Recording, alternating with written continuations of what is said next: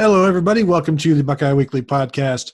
I am Tony Gerdeman, here as always with Tom Moore. Tom, how's it going? Well, this is the first time we're doing the Buckeye Weekly podcast on Zoom. I can actually see your smiling face. I Well, am great. I yeah, am great. I know you are great. You got a backdrop.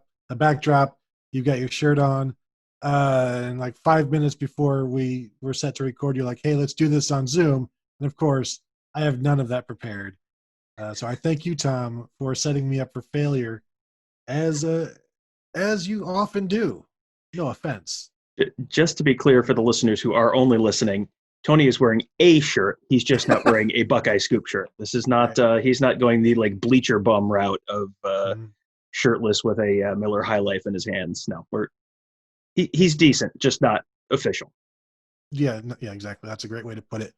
So today we're going to continue our position previews, and we figured let's just go ahead and knock out the secondary today because there's plenty to talk about, and I feel like we have talked about it plenty, but this is the official preview. So we'll do corners and safeties today. But Tom, first off, how confident are you that you know who the four starting defensive backs will be this season when they open up against Bowling Green? With the caveat that if everyone is healthy and not hurt, not sick, and they feel that they can run the one high look that they like to run, I am extremely, extremely confident. Now, there's some ifs doing some heavy lifting there, but if those things all happen, I am extremely, extremely confident. Okay, so spill it then. Who are the four? Well, I think it's going to be Shaun Wade. It's going to be Cameron Brown. I think they'll have Sevyn Banks out there, and Josh Proctor is the one high deep safety. I think that's got to be the clubhouse favorite right now. We'll get into the can they play the one high look? We'll get into that a little bit later, but I think that's as good a guess as any as far as who's going to be the four guys that run out on the field for the start of the Bowling Green game. I think it's a lot like the offensive line or the linebackers. The offensive line, you go with the best five and you figure them out. Linebackers, you go with the best three and figure them out. These are clearly the four best, but so who's in the slot for you, Tom? Mr. Confident, Mr. 100%? Definitely 100% either Cameron Brown or Sevyn Banks. Definitely. I think it's I'm very comfortable saying that Josh Proctor will be the deep safety. I am very Mm-hmm. comfortable saying that they will keep their word to Shaun Wade and have him play outside this year. And then as for the other two, golly, I sure wish we'd seen more than one spring practice. See, this is my fault for asking this question in this way. Yes, those were likely the four starters, but you have taken the coward's way out by not saying exactly where those four would be, knowing, of course, we have no idea. It would be a complete guess, and we prefer to be right on this show, which we usually are. And so we don't throw out wild guesses. We throw out wild accuracies. Correct? Well, we know that Ryan Day listens to the show, and I don't want to, influence his opinion too much before they go into camp. I want to let everyone have their fair shake at the job, and then I think we both know what's going to happen. But I don't want to feel like I influence that process too much. Right. You don't want to be the guy saying, I think Sevyn Banks should be in the slot. And then if he's in the slot and he gets beat up by like Rondale Moore in the Big Ten championship game, and afterwards Day is like, I never should have listened to that idiot. Or meanwhile, you would be like, but Cameron Brown is pretty good all season long. Why are you picking the 13th game of the season to attack me? Why don't And you how did look in the Purdue get mirror? here? Purdue, watch out for Purdue, Tom. They play in the Big Ten West, which means anybody can win it. Except for Illinois. Thank you. Good point there. So let's start with the corners, of which there are. We've got Shaun Wade, got Cameron Brown, Sevyn Banks, Tyreke Johnson, Marcus Williamson, and the two freshmen, Ryan Watts and Lejond Cavazos. Let's talk about our expectations for each. I think Shaun Wade probably second, third team All Big Ten. He'll be an All-American. He's already in plenty of preseason lists.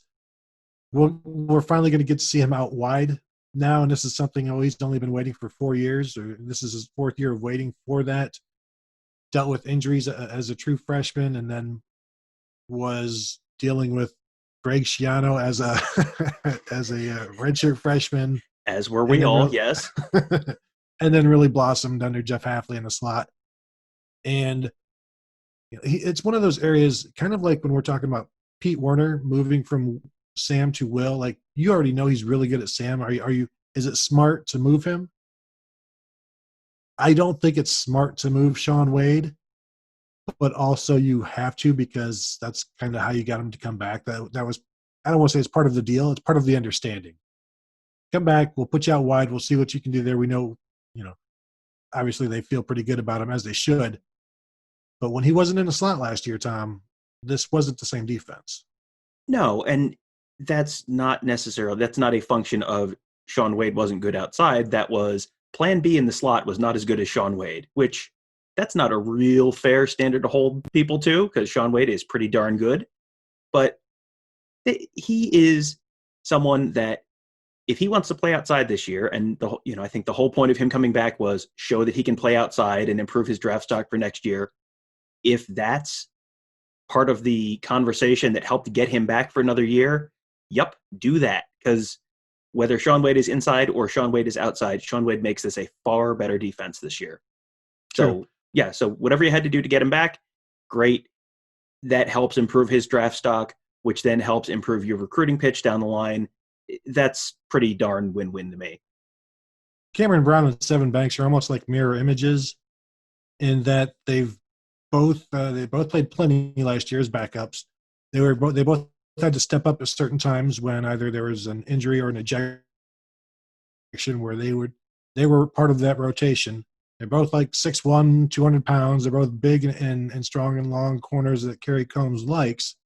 I don't know that there's much separation between the two because we haven't seen it. And so for me, like, I don't know how to pick one over the other because we don't know. Although Cameron Brown did tweet this past week that he is the fastest defensive back in college football. I didn't see Sevyn Banks countering that. So, I guess you have to go with Cam Brown because he stated it and nobody else other than Brian Hartline kind of called him out for it. So Sevyn Banks is either slow or humble, one of those two. And I don't like either of those things in my corners. That's true. Damon Arnett was neither of those things last year, and he had a very good season. So, right. Yeah, I have these, you have a question about what are the expectations for each of these guys. I have these guys just in tiers. Shaun Wade, my expectation is superstar, All-American, minimally first team All-Big Ten, minimally, but, somewhere on that All-American team. For Brown and Banks, one of those guys is going to be a star, like a Shaun Wade 2019 level player, and one of those guys will be solid. And solid means they're comfortable with them in that regular rotation. That's not someone who's just getting picked on whenever they're out there. I don't know which one is which, and it's entirely possible they're both stars. It's possible they're both just solid. But just the general trajectory of cornerbacks at Ohio State, your third year, you get guys who are like, oh, and now he's a first-round draft pick or a second-round draft pick. And, you go from you could be Damon Arnett in 2018 and be right. like real solid. That's a solid season. And then the year after that, you're Damon Arnett in 2019, and then you go get a nice high NFL draft pick and you have a great season. And that's just the trajectory that so many of these guys end up on, that it's not entirely a fair expectation to put on them, but we've just seen it so many times that it's like, well, that's just how it is here. You come in with the recruiting pedigree that you do, you get coached by the players that, the coaches that you do, you're going up against the talented wide receiver core that you are during practice. And if you're good enough to beat out all the other guys in that room, that means you're good enough to probably be a first or second round pick at some point. And we're not putting any expectations on them that they haven't put on themselves, that Kerry Combs isn't putting on them, or Ryan Day. Yeah, I'm like you. I could see, Shaun Wade having the Jeff Okudah type year, then Cam Brown or Sevyn Banks having the Shaun Wade from last year. And then I was going to use the Damon Arnett 2018 example as well, where, really, really good, but there's room to grow, and we'll see. There's a scenario where all three are gone after this year, just because that's Ohio State and that's the Ohio State corner way.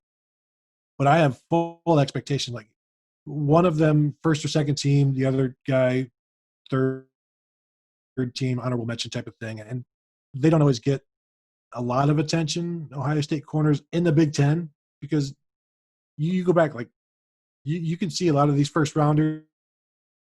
Not many of them were first team All Big Ten in that year, and so that's just the history of the position. I'm not going to say the voters were wrong, Tom.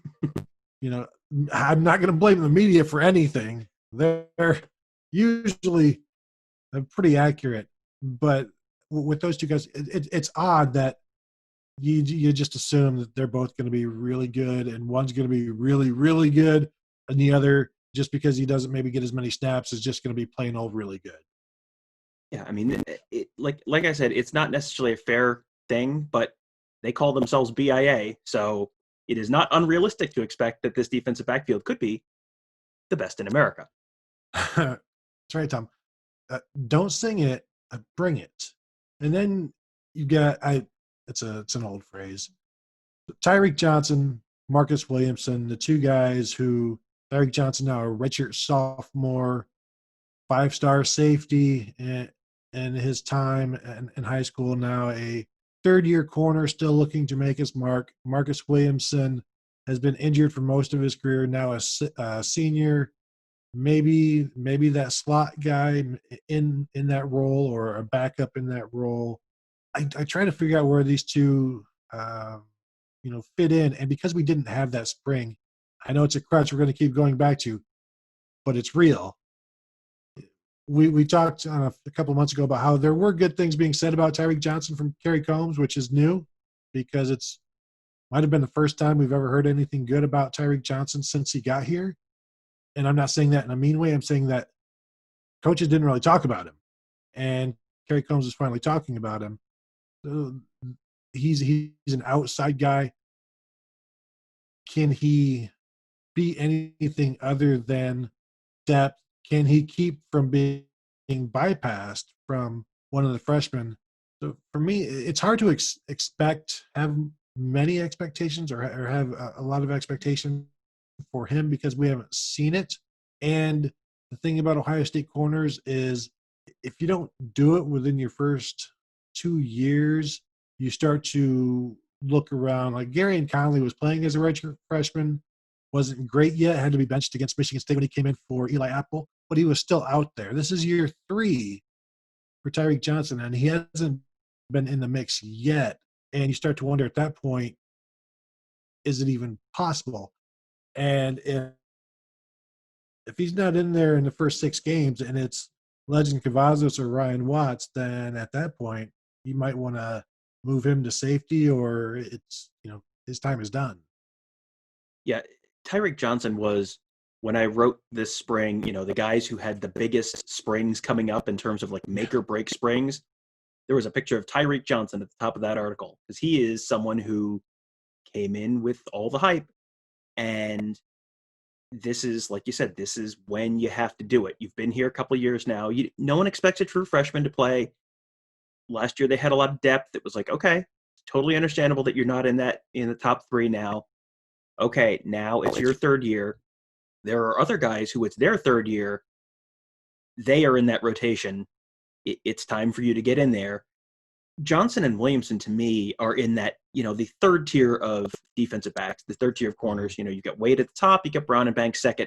Johnson and Williamson are 3rd, where it's like, if they get one solid player out of that group, if they get one 2018 Damon Arnett level player, I think they're happy with that. I think that lets them have a little bit of depth.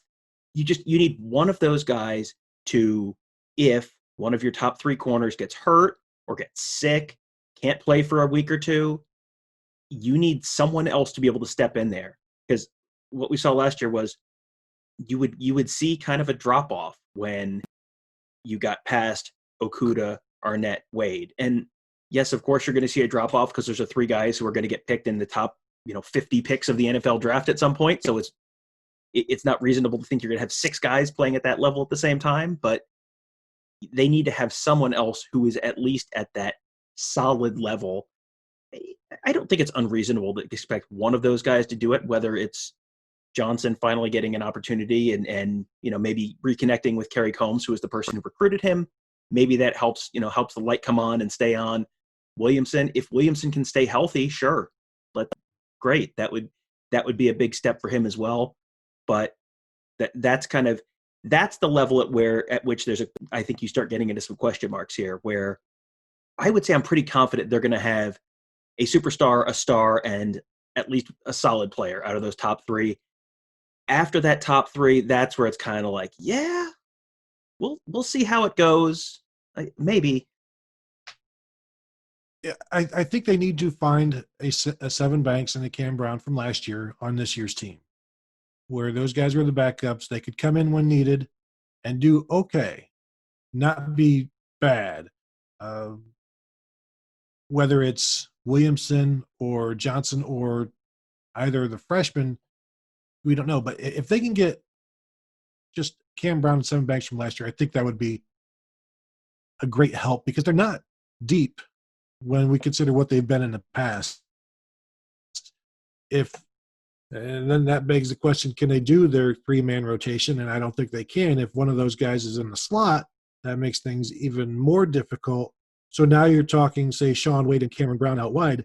Who are their backups? Is it Tyreke Johnson and Ryan Watts or Lejond Cavazos? You're going to have a freshman in there. If we're thinking maybe is Marcus Williamson in the slot as a backup, or who is that going to be?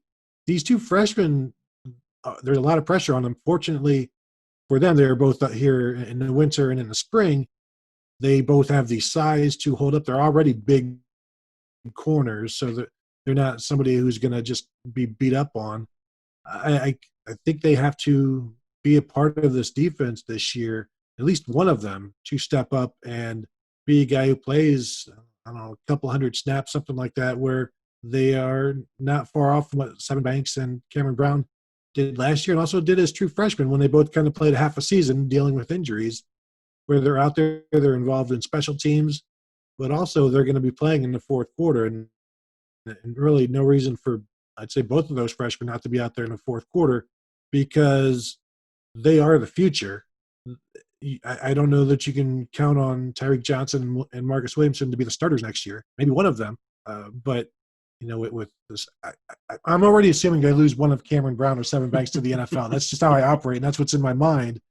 So I think you got to get one of the freshmen ready to be one of the starters next year, or at least in that 3-man rotation. And I assume Cameron Brown or Sevyn Banks will be good enough. That's why wouldn't they be? But you got to get the freshmen ready right away, because they're not deep, and there's also 2021 coming. Yeah, there's a lot more pressure on those guys as true freshmen than there probably would be in a normal year, just because of the uncertainty at the 4 and 5 spots there with Johnson and Williamson.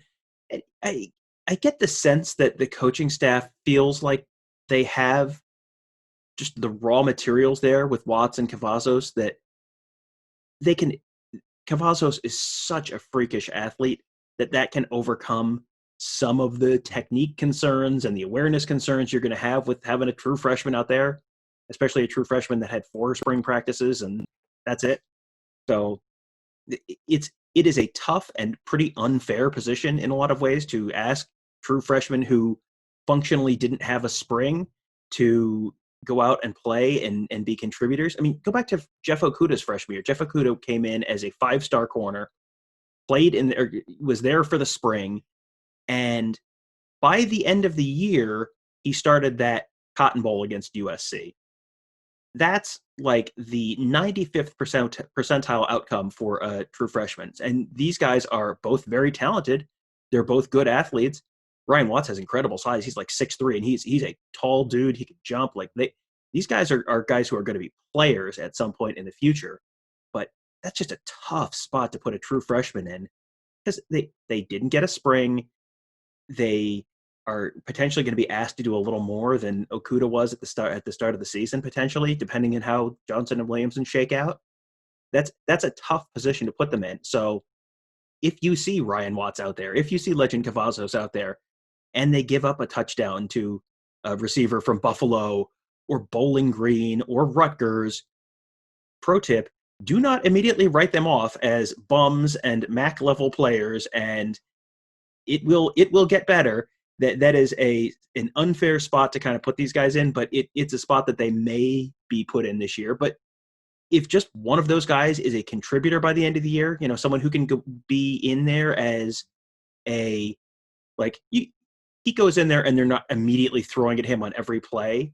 Like if you have one of those guys who's at that level at the end of the year, like that's a win, and they'll keep progressing next year and beyond. But you just keep some reasonable expectations, because those are both guys who are talented, have a lot of promise, but it takes some time at corner. That's just how it is. I still think Taylor Decker should have never played again after that Buffalo game against Khalil Mack. You don't deserve it after that. You give up, you look bad against a guy from the Mac, forget it. You should just quit football right there. Yeah, and whatever happened to him? Nothing. Bum. Exactly. He got drafted by the Detroit Lions. That's barely an NFL team. Yeah. He moved from Columbus to Detroit. Nice job. Real success story there. This defense, and you mentioned it's going to be a little bit more difficult. They're not just going to be doing press man like they would under Kerry Combs the first time. They're going to be, these freshmen are going to be learning that. They're going to be bailing. They're going to be playing some zone, some off man. So, it's a lot to learn. And this defense as a whole is going to be a little complicated, not necessarily as complicated as a Greg Schiano defense, but they're going to be asked to do quite a bit. And let's move then to the safeties, because this defense is a one high safety look, a one high safety defense. That's what Ryan Day wants. Kerry Combs says that's what it's going to be. That's what it was under Jeff Hafley. That one high safety we both expect to be Josh Proctor in his junior year has drawn comparisons to Malik Hooker. We remember the Damon Arnett conversation a couple years ago, last summer, when Josh Proctor was leading the team with like 8 interceptions in fall camp, and we asked him, who does he remind you of? And he's like, you already know who he reminds me of. Reminds me of the Hook. And we didn't necessarily – we saw that early on, like the first 2 games. The first game he had an interception. Second game he dropped an interception. You're like, oh, yep, this is Malik Hooker, just like we were told. But he didn't become Malik Hooker. And the thing is, Malik Hooker wasn't Malik Hooker in year 2 at Ohio State either. It wasn't until year 3. Now, in year 2, as a redshirt freshman, Malik Hooker was making plays in practice, and we heard about it. But we also heard the same thing about Josh Proctor in year 2. But this is year 3 now. Now you must become Malik Hooker, especially in this defense. This one high, you got one free safety back there covering the entire field, basically. And that's important. I don't want to say the more important, equally important, Tom, and we talk about it all the time, got to tackle. And Jordan Fuller may not have been making interception returns left and right and covering the entire, 53 odd yards of the field like Malik Hooker, but he tackled everybody. And that's why the defense worked.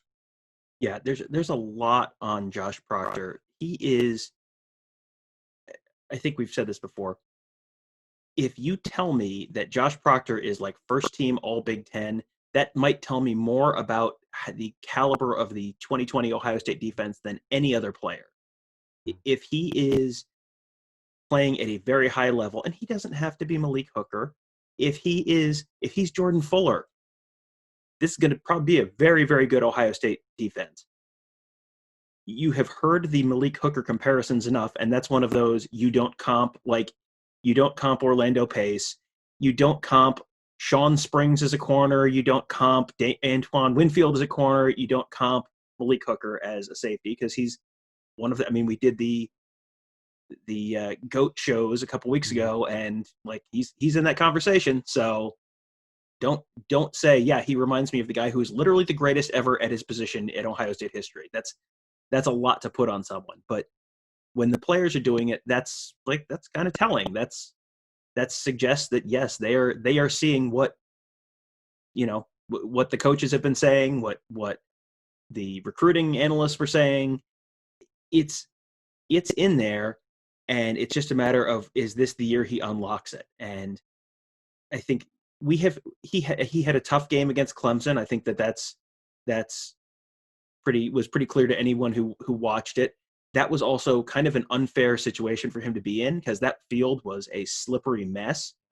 That was, people saw him falling down. I was like, oh, this guy's terrible. It's, well, actually the field's really bad. Like I being down on the field, you could slide your foot on the grass, because it was just, there's so much condensation in there, because of course it's ludicrous to have an indoor grass field, because you get all sorts of condensation when they have to water it, because it's the desert. And then it turns into just a sheet of ice. So don't completely write him off based on that.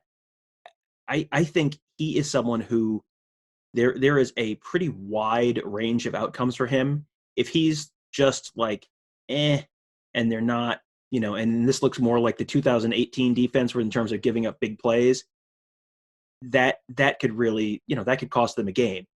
If he's a superstar, this is a national championship team.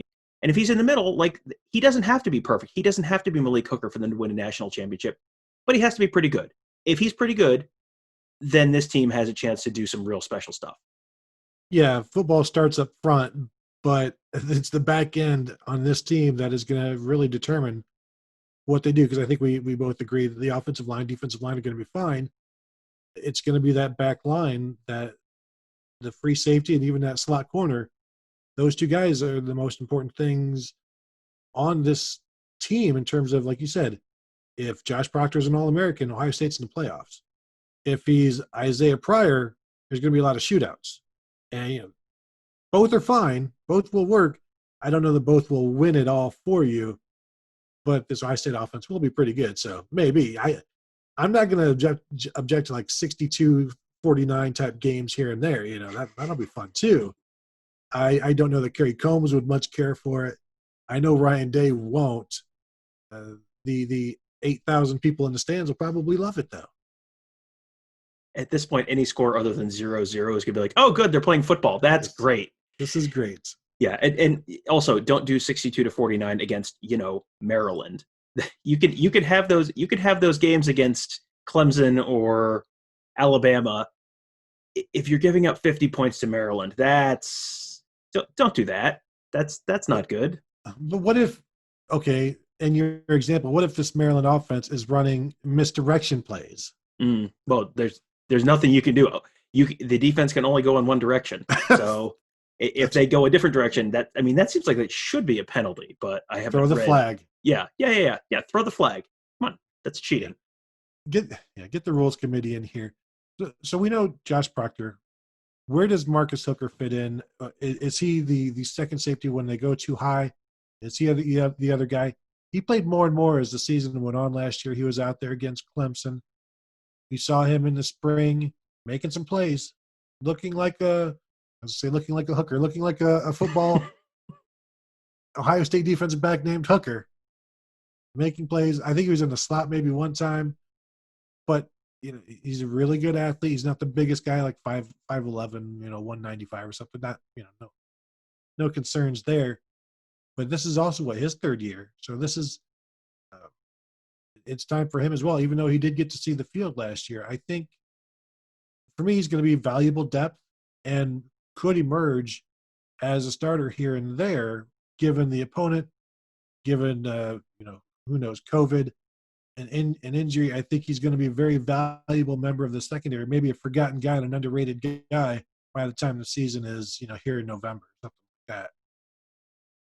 Yeah, he's someone who we saw enough in that first practice that I thought, yeah, okay, there's definitely something here, because he didn't play at all as a freshman, and played some last year, but it was, you don't want to put too much emphasis on how someone looks when it's 7,000-0 against Maryland or Rutgers or Northwestern or Michigan or any of the lower level Big Ten teams. Exactly.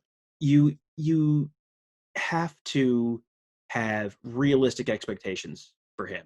He is not, despite the last name, he is not going to be Malik Hooker this year. Like, it's not out of the realm of possibility that Josh Proctor will be. Marcus Hooker's not going to be that this year, but if he doesn't have to be. If he's just, again, if he's okay, if he is 80% of Jordan Fuller last year, that's great. That's a huge win because they have other guys at safety who they are very high in Court Williams. They have been very high on Ronni Hickman, who didn't get to play at all last year because of injury. We saw Bryson Shawn playing in the slot a little bit this spring. Lathan Ransom, we haven't seen any of. He came in very highly rated, but we haven't seen him at all because he just came in this summer. But they have enough guys there that it's like something's going to work here just based on the numbers, based on the talent in that room. Like something's going to work there. But yeah, I would have Marcus Hooker at the top of that list right now, just based on we've seen a little more from him and he's got more experience than anyone else in that room outside of Proctor. Going back to Josh Proctor real quickly, the fact that Brendan White decided to leave last year, is that more about, yeah, my bullet position doesn't exist and I'm not going to be able to beat Josh Proctor out? Or because we just assume it was because Pete Werner is taking all of my snaps and he's going to take all of my snaps next year. But the fact that he didn't even think about moving back to free safety, like he didn't think that was a possibility after being pretty good there at the end of 2018. Maybe that's also a positive sign for Proctor that Brendan White didn't want anything to do with it. Well, between Brendan White leaving and Isaiah Pryor leaving, both mid-season, like White, you can kind of chalk it up to he was supposed to be the bullet, and then all of a sudden he wasn't playing at all. He's playing 8 snaps a game or 10 snaps a game, whatever it was. So that one you can kind of write off as a playing time thing. Isaiah Pryor was in that rotation in 2018 and very obviously not in that rotation in 2019. He had gotten passed on that depth chart. And it's not like he went to Central Michigan or, Wyoming. He went to Notre Dame, and Notre Dame pretends to be a playoff caliber team. So if Notre Dame took him, like obviously he's not a complete scrub. So yeah, I think to me, the Isaiah Pryor thing is more telling in terms of what the internal view of Josh Proctor is, more so than the Brendan White thing. Go to Ronni Hickman, the Rocket, who was injured all year last year, came in with, I believe, an ACL, recovering from that. I think he's another forgotten guy. Really good athlete, 6'1", 200, decent size. A free safety. We'll have to, I guess, back up Josh Proctor. It'll be our first chance to see what he can do in some of those blowouts. Maybe he is the other safety when they do that, when they go to their nickel or dime or whatever you want to call it at this point. But he's one guy that I'm looking forward to. If you put a list of like 10 guys, we know nothing about him really as a player. And so that I'm looking forward to learning more about him. Can he be the guy if Josh Proctor has a All-American year and decides, I'm headed off to the NFL because that's what BIA does, then is Ronni Hickman, will he have enough snaps this year for us to be like, oh, they're going to be fine next year because they've got Ronni Hickman just stepping right in. So we'll see how he does. I ask you, name the 4 starters and name this or name that. We haven't seen him, so we don't know what he'll do. But I kind of, from the way they talk about him and how smart he is, and he's always asking questions about the defense, the coaches are saying the right things when it comes to Ronni Hickman in terms of off the field stuff. And you just assume that it will translate then because of his athleticism and his size and all of that. It'll translate on the field as well. Right. He has the size. He has the speed. If he has the knowledge and he has the understanding of the system, it should, that's it. Can he take coaching? Great. Okay. That's it. That's all there is. So you should be at least a solid player at that point. Now, is that going to happen this year? He was, every time we saw Ronni Hickman last year, he was riding a bicycle on the sidelines of during practice because he was recovering from that knee injury. So, he probably has a good sense for the system for the most part because he's been in all those meetings. And like you said, they talk about how he's understands it and asks the right questions and is obviously, learning. So he should, from that perspective, be ready to come on and potentially be, someone who's at least in that rotation this year.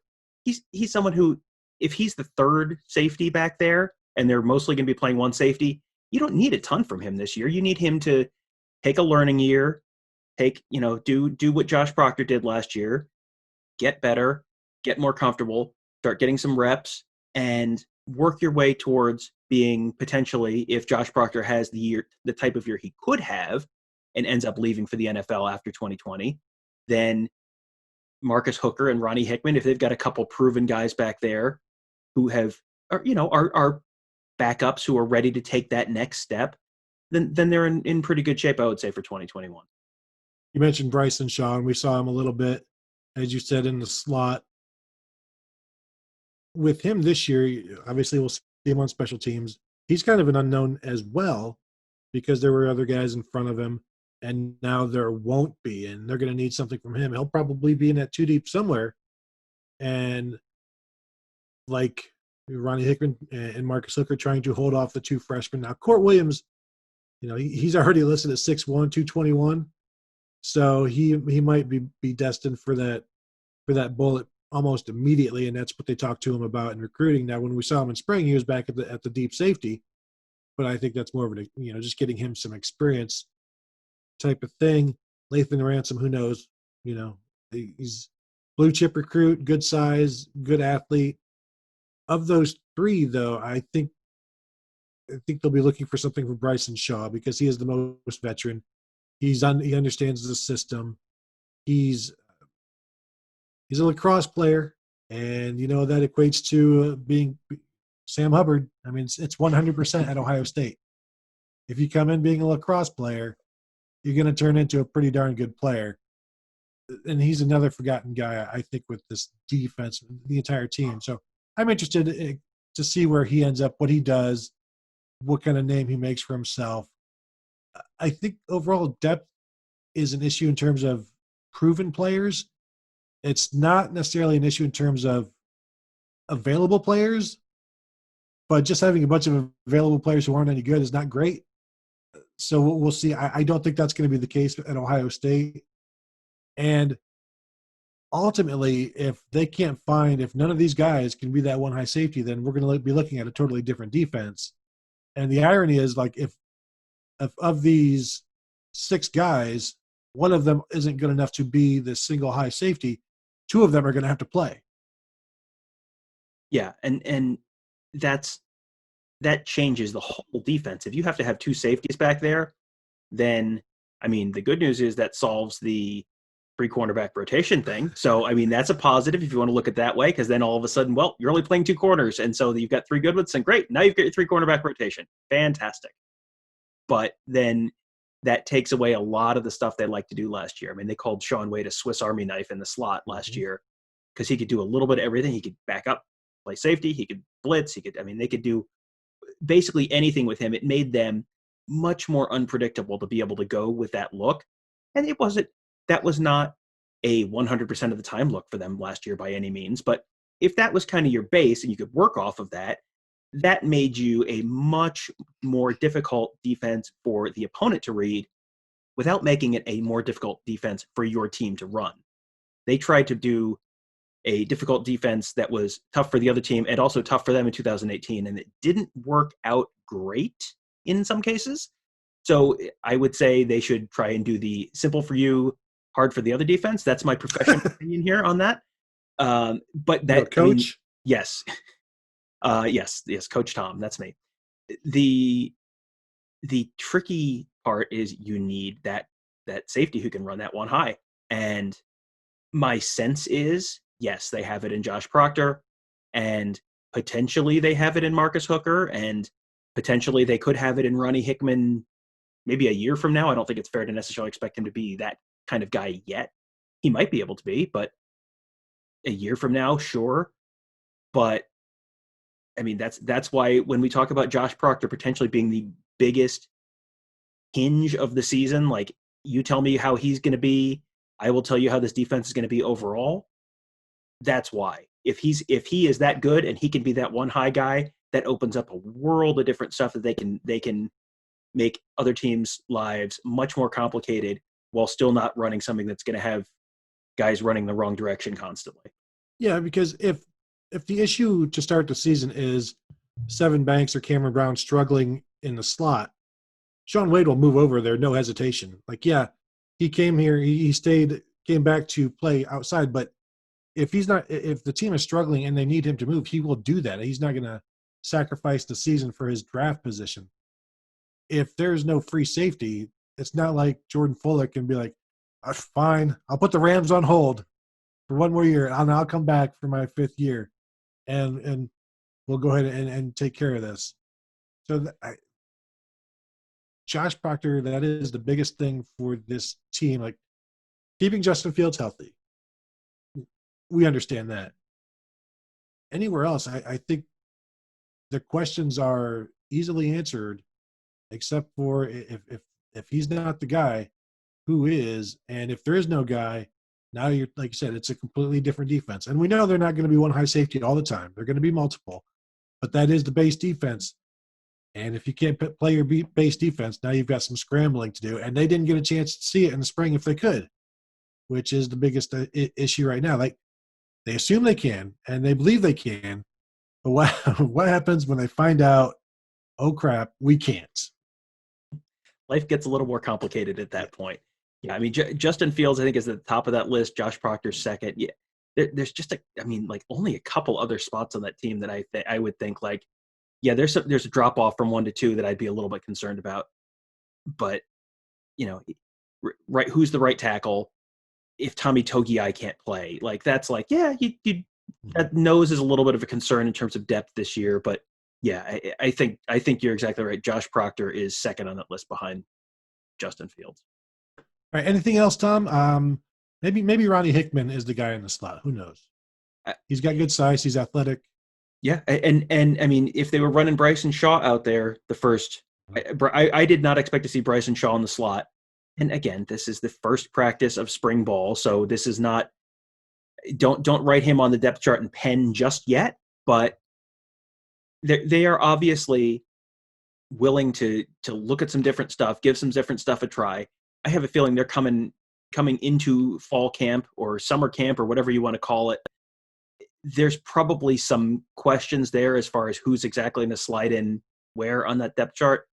But in all of this stuff, there are options. There are good options there. This is not an unfixable problem like last year when we talked about Michigan's interior defensive line. Like, you don't have people, and you cannot add someone at the trade deadline. This is an unfixable problem.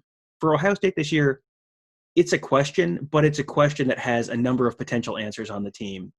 And based on the track record, I think you would assume that it will get answered one way or the other in a positive way.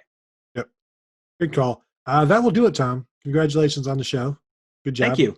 Some of my best work. So that was the secondary. I don't know what we'll be doing on Thursday. We'll decide before then which positions, I promise you. So I want to thank you all for listening. Make sure to check out everything at the Buckeye Scoop. There's so much there. In front of the paywall, behind the paywall, the message board. I would recommend you guys become members, get on the message board, hang out. We're always there. The YouTube of the streaming 2020 Buckeyes in the SEC West has been fun. You can see that on YouTube. Kirk Barton and Nevada Buck are doing that, and that's pretty fun. So there's a bunch of stuff going on. Check it out, BuckeyeScoop.com. Tom, you got anything else before we go? Yeah, I will just plug some of the stuff that's been on that site. Mark Givler went on quite of a tour of the Midwest last week, had some really good stuff. He talked to Luther Burden, who could be the next great Ohio State skill position guy out of St. Louis. He goes to the same high school as Jamison Williams, probably like a top 25-ish player for 2022, and looking like Ohio State's in decent shape. I would check that out. And Mark is going to be at the Elite 11 this week, so that is going to be also some pretty interesting content. You're going to get a good up close look at Kyle McCord, so that'll all be worth checking out. And I mean, I know we work for the site, but really, the Insider Board is. I go to the Insider Board and I read Bill Green and Mark Givler and Alex Gleitman and all those guys writing and telling stories, sharing insights on current players, sharing insights on current commits and recruits. I learn a lot there, and I would say I've spent some time paying attention to Ohio State football the last few years, and I've constantly find myself learning some new things just from those guys because they cover different aspects of this than I do. So yeah, it's worth taking a look, and if you sign up before July 4th, You can be a part of the Founders Club, which is a do it before July 4th or forever hold your peace thing, because it is just for the people who have signed up the first month, and you will get access to all sorts of special benefits. I think they're talking about doing some special Founders Club only events, golf tournaments, meetups, all sorts of stuff that will be exclusive to Founders Club members. But you have to sign up before July 4th, and you can do it. If you're already signed up and you're already a member, great. You don't need to do anything else. If you have not signed up, sign up for a month. Give it a shot. I am not aware of anyone who has signed up and gone, nope, cancel my membership. That I think we are pretty darn close to a 100% customer satisfaction rating right now, and it is just continuing to get better. We have the site is improving week by week as they're adding new features. So I would say, if you have thought like, maybe I'll try it, give it a try. Sign up now, become a Founders Club member, and the season is getting closer, and the content is only getting better. The thing is, Tom, being the internet, if people weren't happy with it, they would let us know. Yes. So, people, dissatisfied customers have a way of reaching you if you are on the internet, and I am not aware of any of them. I have not seen it on the message board. I've not seen it on Twitter. I've not seen it in DMs. I have not seen it anywhere. So, yeah. Are you asking for it? I'm not, but that I have not asked for it in the past, and it has found me. So I think that is a pretty good indication that this is something that the more you like Ohio State football, the more you will get out of this site. If you are someone who just likes to watch a game every now and then, and I miss a couple games, but I'll make sure I watch the Penn State and Michigan games, then it maybe isn't for you. But if you are the type of person who is listening to an Ohio State podcast, say the last week of June during a pandemic when there's not a whole lot going on, if you know anyone like that who might be listening to a podcast like that right now, that does seem like the kind of site that you would probably get a lot out of and enjoy. Just if you happen to know anyone who listens to podcasts right about podcasts like this one, say, times right about now. That's a good call. If you can find somebody like that. So thank you all for listening. Have a great day, and we will talk to you guys later in the week.